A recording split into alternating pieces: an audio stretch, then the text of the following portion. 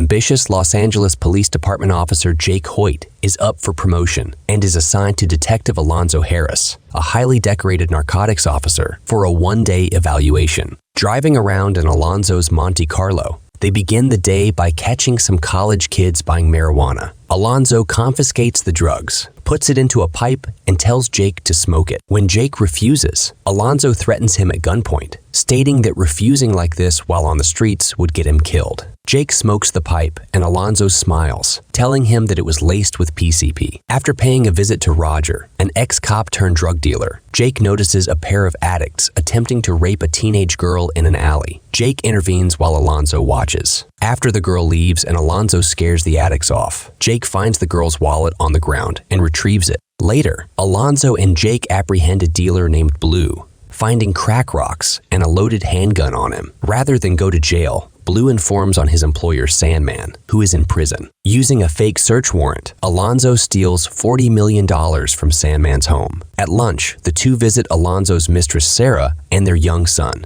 Alonzo then meets with a trio of corrupt, high-ranking police officials. Aware that the Russian mafia is hunting Alonzo over a large, unpaid debt, they suggest that he skip town. Alonzo insists he has control of the situation and trades the $40 million for an arrest warrant. Using the warrant, Alonzo, Jake, and 4 other narcotics officers return to Roger's house and seize $4 million, a quarter of which Alonzo keeps. Alonzo shoots and kills Roger when Jake refuses, staging the scene with his men to make the shooting look justified. Infuriated, Jake gets into a Mexican standoff with the corrupt officers. However, Alonzo, having planned the day's events, has a trump card. A routine post-incident blood test will flag the PCP-laced cannabis Jake smoked earlier and end his career. Alonzo promises to protect Jake for his cooperation, and Jake is forced to comply. Later that evening, Alonzo drives Jake to the home of a Chirino gangster named Smiley for an errand. Jake reluctantly plays poker with Smiley and his fellow gang members as he waits for Alonzo. As they talk, Smiley reveals Alonzo's situation. By midnight, Alonzo must pay $1 million to the Russians for killing one of their men in Las Vegas, or be killed himself. Realizing that Alonzo abandoned him and has paid Smiley to kill him,